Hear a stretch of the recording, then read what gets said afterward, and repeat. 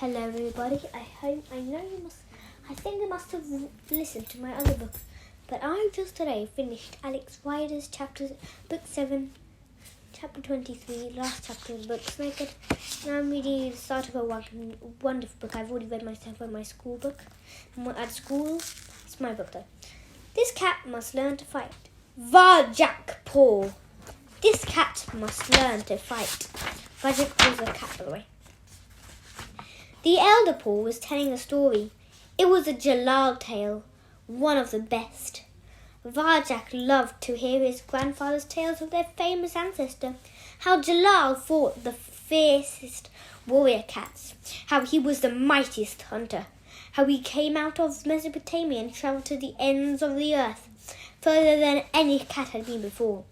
But today the elder Paul's tale just made Varjak restless. So what if Jalal had such exciting adventures? Varjak never would. Jalal has ended his days in the Contessa's house. His family of Mesopotamian blues had stayed here ever since. The old place must have been full of light and life in Jalal's time, generations ago, but now it was full of dust and musty smells. The windows were always closed, the doors locked. There was a garden, but it was surrounded by a high stone wall. Jalal was the last to cross it. In all the years since then, no one had left the Contessa's house.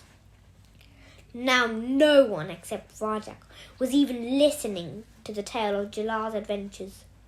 Father, mother, and Aunt Junie were dozing in the late afternoon light that trickled through the thick green windows. His big brother Julius was flexing his muscles. His cousin Jasmine was fiddling with her collar. Her little brother, his litter brothers, Jay, Jethro, and Jerome, were playing one of those kittenish games that Varjak could never see the point of, and wasn't allowed to join in anyway. No one was looking at him. This was his chance. He'd been in the garden before, but the family didn't like it out there and never let him stay very long. Stealthy as Jalal himself, Varjak rose up and padded to the cat door. He could see the garden on the other side. He almost could feel the fresh air brushing through his whiskers. He nudged it open. Varjak Paul! It was Father.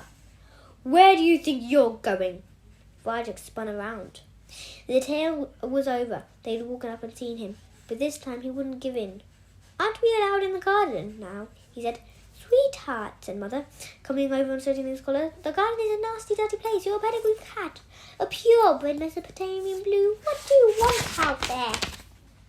Varjak looked around at the stuffy furniture, the locked-up cupboards, the curtains he wasn't allowed to climb. He'd never been anywhere else, but this had to be the most boring place on earth. Hunting, he said. Aren't we supposed to hunt?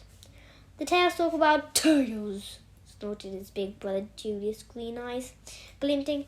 It said that their ancestor Jalal had green eyes. Everyone in the family had them. Everyone but Varjak Paul. Tails are for kittens, scoffed Julius. Cousin Jasmine giggled. Varjak bristled. Jalal was a long, long time ago, said Mother, smoothing and grooming Varjak's silver blue fur until he wriggled away. Anyway, Jalal came to live in the Contessa's house for a good reason. The tales also say there are monsters outside, huge monsters called dogs, so fierce that even people fear them. She shuddered. No, we're lucky that Contessa loves us and lets us live here. The Contessa loves some of us, interrupted Julius. Varjak knew what was coming, and worse, he thought it might be true. When I was a kitten, boasted Julius. The Contessa was down here every day. She used to let me play on her lap. She made a fuss of me, but now she only ever comes down to feed me, and sometimes she doesn't even do that. In fact, we've hardly seen her at all since that funny-looking Varjak was born. Cousin Jasmine giggled again. This time, Varjak's litter brother, Judith and Jerome joined in. It's because of his eyes, added Julius. The colour of danger. A Mesopotamian blue whose eyes aren't green. It's an embarrassment. That did it. Julius was bigger than him and older, but Varjak couldn't help. He faced up to Julius for rising with anger. I don't believe you, he said. You're a liar, Varjak, said Father. There's no way to talk to your brother. But Julius said, wine, wine, wine, wine, sneered Julius. Listen to the little except wine. Julius, you shouldn't tease him so much, said Father. The Countess is upstairs because she's ill. Nothing more, but Varjak poor. You have to learn to behave like a proper Mesopotamian blue. We're noble cats, special cats. We don't run around calling each other liars. We don't talk about disgusting things like hunting. And we don't get our paws all muddy in the garden. That's not what being a blue is about. Do you understand? Varjak's tail curled up. It was always like this. Julius could get away with anything, but everything Varjak did was wrong. Your father's talking to you, said Aunt Junie. Sonny, do you understand? He stared down at the cold stone floor, silently.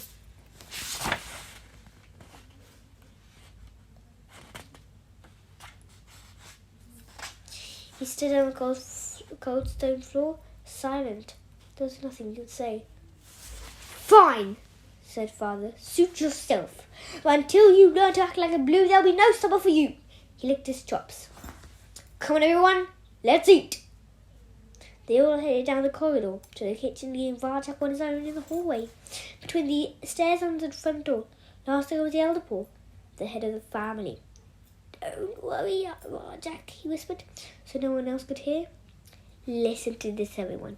You'll hear this in, well, the second Varjak Paul book. It has another 500 pages, and another 500 hours, so you better listen carefully. I'll tell you another Jalal tale tonight, one about his greatest battle. Greatest battle is what you have to remember for the next 500 hours. He winked tonight. He winked, and then joined the rest of them. Made out things a little better. Even if the tales made Varjak restless, he loved them. They were the closest he'd gotten to an adventure himself. In this place, he looked at the old wooden stairs covered in dusty carpet. The cats weren't allowed up there. Now the Contessa was ill. Her door was always shut. The whole house was not like that. Was like that. No one came in, no one went out. Nothing new or exciting ever happened. It was the dullest life a cat could have. Creak! The front door swung open. A blast of wind swirled in, sweeping all the dust into the air. Varjak first stood in the air. Clack, clack. Two shiny black shoes, each big as a cat, coming through the door. Heart racing, Varjak bent back his head to follow the line. Above the shoes, up a pair of legs. Up some more, he saw huge white hands, huge enough to break his to hold his whole body, strong enough to break his neck. He had to crane back even further till it hurt to see the face. It was a man Varjak had never seen before. It was hard to make out the man's eyes for the shadows of his brow, but his full pink lips that glistened wetly in the half light.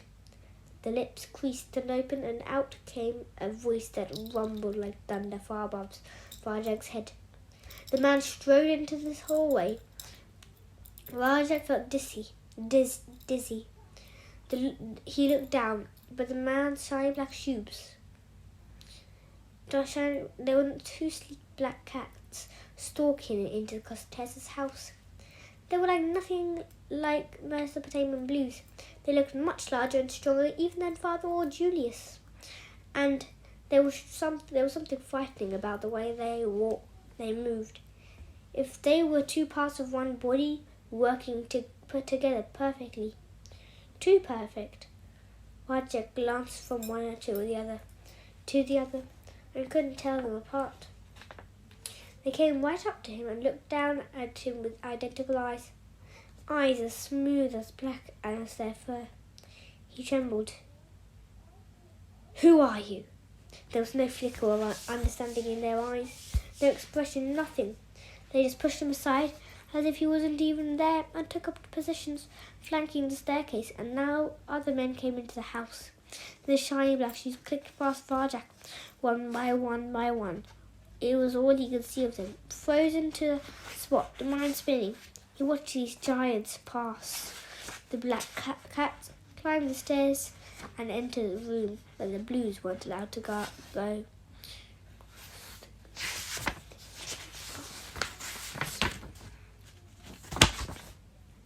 Chapter 2. What should he do? Things like this just didn't happen in the Contessa's house. Tell the family. They'd know what to do. Varjak rushed him down the corridor. He could feel two pairs of identical black eyes watching him. But the cats didn't follow. They stayed by the stairs, guarding the way up. Fear and confusion scorched through Varjak's veins as he turned the corner. He raced to the kitchen fast as he could go. Faster still. Who are these cats? Who are the men? What did they want? He skidded to a halt by the kitchen, hesitated by the doorway. Everything seemed so normal. The whole family was in there. They were eating supper, munching and crunching from rows of china bowls, neat and regular, bowls of food and bowls of water, round white saucers full of cream milk. He felt like a stranger watching from a distance. They looked so grand with their perfectly groomed silver blue fur, their green eyes, their tidy little collars around their necks. "So you're ready to behave like a proper blue," said Father. "Very, very good. Have you washed your paws?" said Mother. "There are cats!" shouted Varjak. "There are black cats in the house, and they Varjak," said Mother. "They came with the man, Varjak," said Father. "He's gone up to the Contessa's room." There was silence in the kitchen. The munching and crunching stopped. They all watched him. One great green eye accusing him. "I just don't understand," muttered Father. "Why can't he be like everyone else? You haven't washed your paws, have you, sweetheart?" said Mother. She came over and licked his paw and started scrubbing. Varjak bit his tongue. No one believed a word he said. It wasn't fair. In the middle of his family, he felt friendless and alone. "Come and eat with us, Varjak. Come and eat with us, Varjak," said Cousin Jasmine. "The food's ever so nice." Jasmine's voice was cool and smooth, like milk in the morning. "I don't want to eat," he tried to explain. "There are black cats in the house." "Oh, who cares what the little insect does?" said Julius. "I'll have Varjak's food. You have to eat to build your muscles."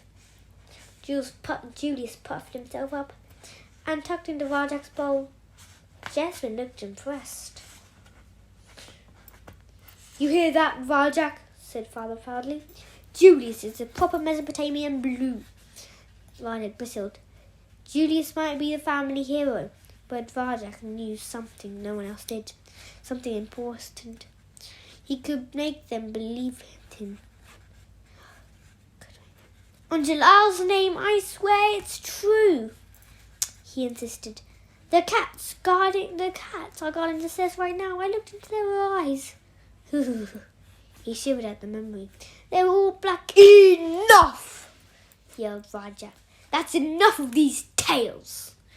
He spat out the word tales with particular disgust. "Ah, but some tales are true," said the elder Paul quietly. "Why don't you show us, Varjak?" He goes to the cats. Father scowled at the elder Paul, but kept quiet. The head of the family always had the final say. Varjak's grandfather was getting old. His fine fur was almost all silver, but he seldom spoke up these days. But everyone listened when he did. His stomach knotted with nerves. Varjak led them down the corridor. He turned the corner into the hallway, just in time to glimpse a blur of movement by the front door. The first man was holding it open for the others. They were carrying something weighed down by their shoes. Two black tails swished out of the house.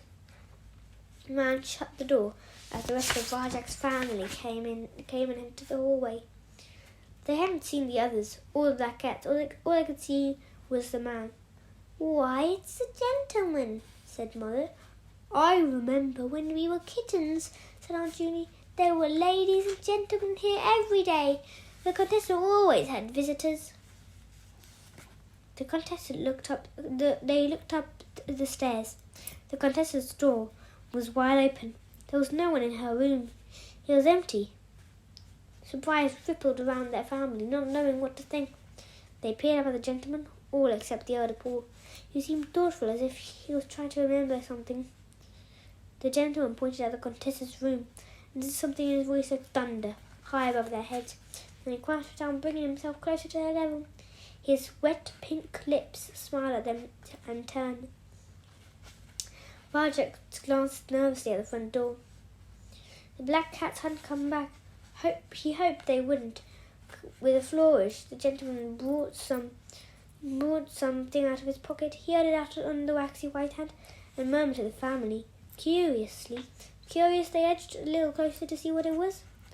A toy mouse, small, grey, furry. It was perfect in every way, so preciously detailed. It could almost be alive. The gentleman placed it in front of them. Varjak sniffed the mouse. It smelled real. A tingle of wonder ran through him.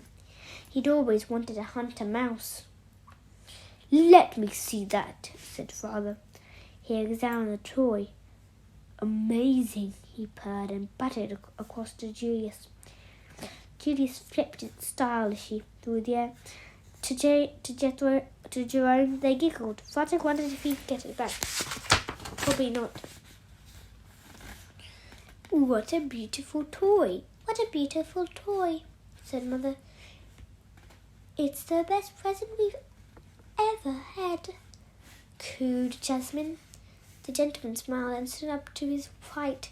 He waved at them to follow as his shiny black shoes went clicking towards the kitchens. Jester and Jerome raced to be the first beside him.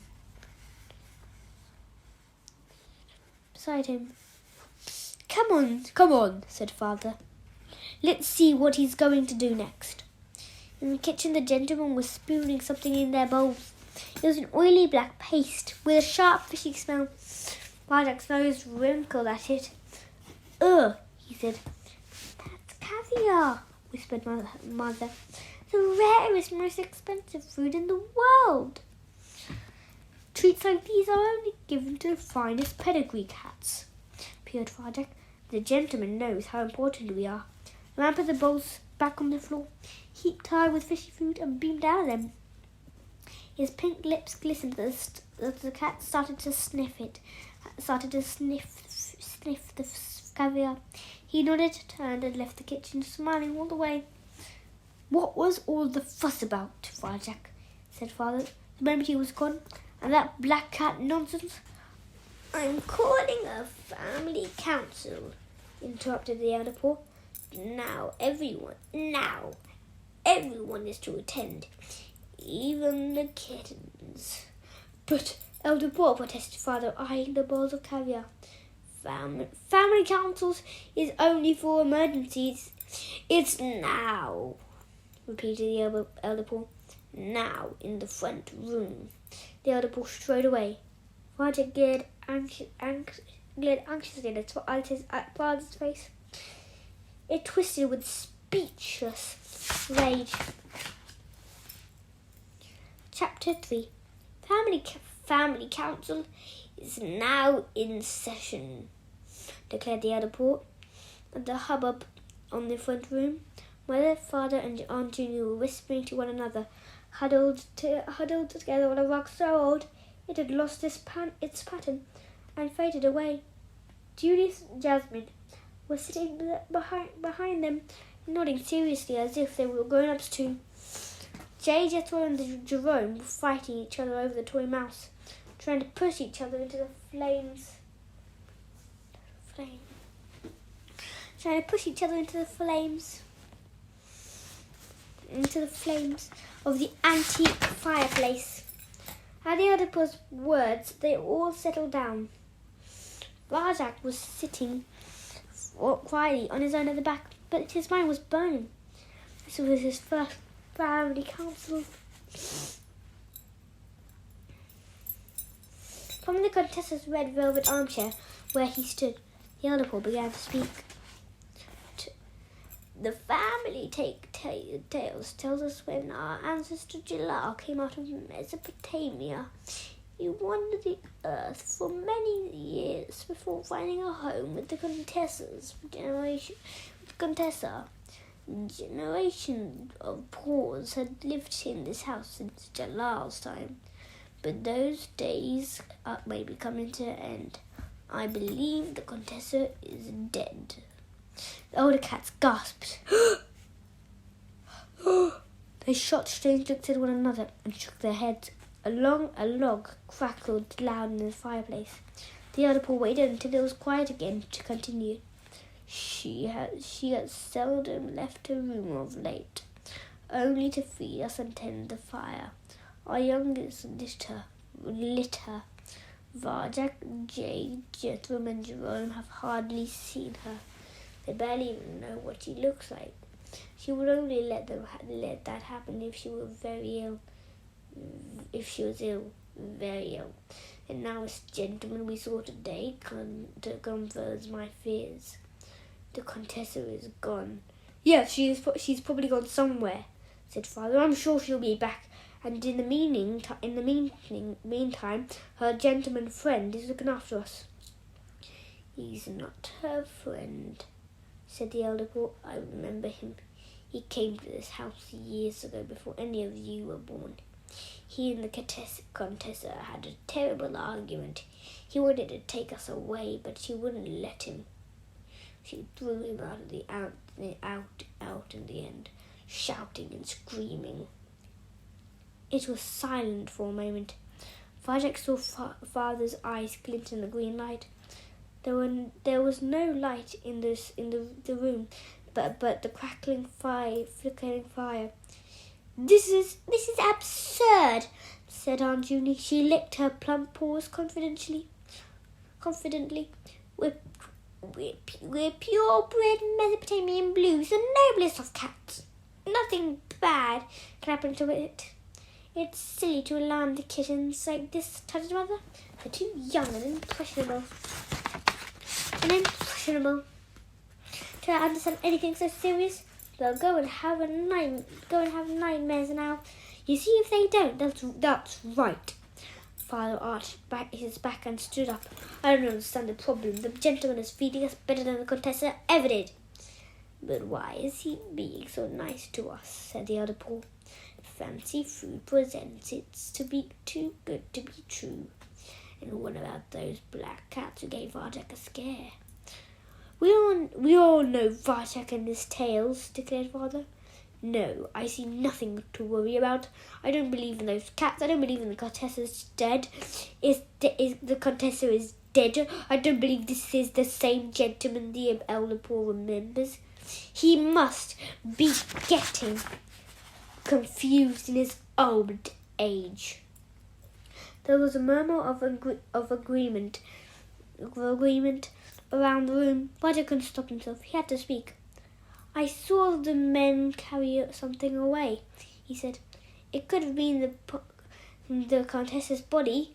Varjak, hissed Mother. That really is too revolting. She turned to the elder Paul. You see what you've done? But it's true, said Varjak. And so the cats, they're Shut up, you stupid insect, said Snarl Jalal. We're the only cats in the Contessa's house, and this is grown-up business, not kitten make-believe. Everyone started to shout at once.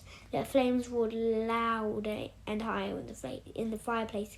Listen to me, demanded the elder Paul, struggling to regain control. We need to make a plan. If things change in this house, we'll have to go outside. Elder Paul, cried Mother. What can you be thinking of? Everyone knows the world outside is full of monsters. At least we're here. We're safe from dogs. But we don't even know what dogs are, said the elder Paul. This house is the only world we know. The house is the only world we need, said Aunt Junie. The Contessa is fine. Everything will go as before. Listen to me, pleaded the elder Paul. He stepped off the armchair and into the middle of the room. Father squared up to him. No, you listen to me for a change. His fur bristled. Maybe it's time for someone else to make a decision in this family. The room was completely still now, except for the raging fire, shocked at what he was seeing, but he was unable to look away. Varjak looked at the two of them intently. Everyone did. Father began to circle the elder Paul, wordless and menacing. He bared his teeth. He looked twice as big, twice as fierce as normal. His shadow danced across the elder Paul's body in the firelight. He hissed and strode forward. The elder Paul backed away. Suddenly, he looked very old, and he looked tired and old. Very old, like the threadbare rug on which he stood. I'm just saying we should... That's enough, urged Father. This council is over. He turned to face the family. Let's go. There was a rumble of support around the room. Varjak's throat felt dry. How you couldn't believe it? How fast it had happened. One moment the elder Paul was in charge. Next it was all over. Purebred Mesopotamian blues, quoted the elder Paul. The family of Jalal. This is what we sunk to. The council, spat Father, is over. Goodbye, everyone, and thank you for listening to this book. Me reading you this book.